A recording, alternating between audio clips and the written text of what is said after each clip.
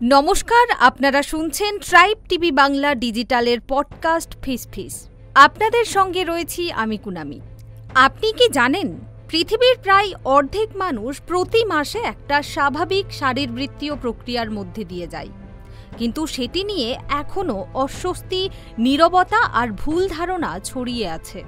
আজ আমরা কথা বলবো মেয়েদের মাসিকের সময় ব্যথা, মুড সুইংস আর আমাদের সমাজের দৃষ্টিভঙ্গি নিয়ে।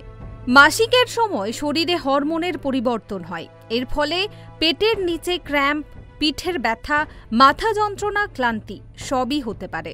শুধু শারীরিক নয়, এই হরমোন পরিবর্তনের প্রভাব পড়ে মুডেও। অনেক সময় হঠাৎ রাগ, কান্না, হতাশা যেন অনুভূতিগুলো রোলার কোস্টারের মতো ওঠানামা করে। এটা কোনো অতিরিক্ত সংবেদনশীলতা নয়, এটা পুরোপুরি স্বাভাবিক, বৈজ্ঞানিকভাবে প্রমাণিত বিষয়। ভাবুন তো, আপনি ব্যথা সহ্য করছেন, এনার্জি কমে গেছে, অথচ বাইরে হাসি মুখে কাজ চালিয়ে যেতে হচ্ছে। শুধু সমাজ যেন কিছু না বুঝতে পারে।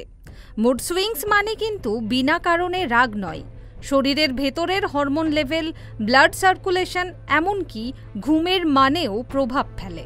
যদি পরিবার বা কর্মস্থলে সহানুভূতি আর বোঝাপড়া না থাকে, মানসিক চাপ আরও বেড়ে যায়। আমাদের সমাজে মাসিক নিয়ে এখনও ট্যাবু আছে। এই সময় মেয়েরা পবিত্র নয়, এমন কুসংস্কার এখনও গ্রাম থেকে শহরে বেঁচে আছে।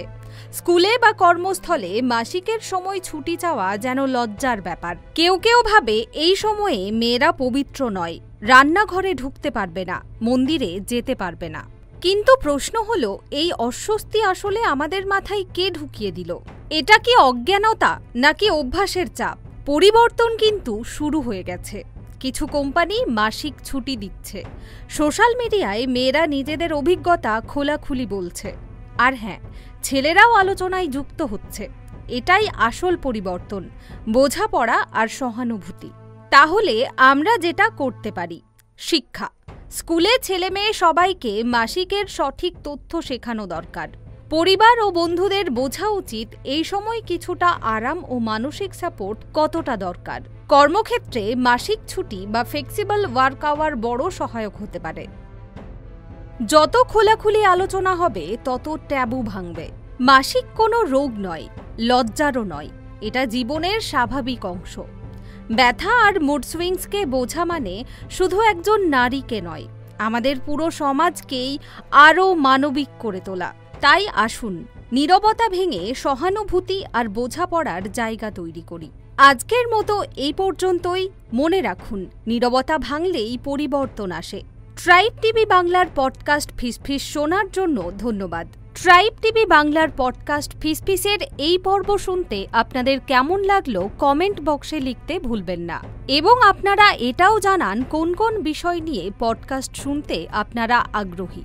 শুনতে থাকুন ট্রাইব টিভি বাংলা ডিজিটালের পডকাস্ট ফিস ফিস।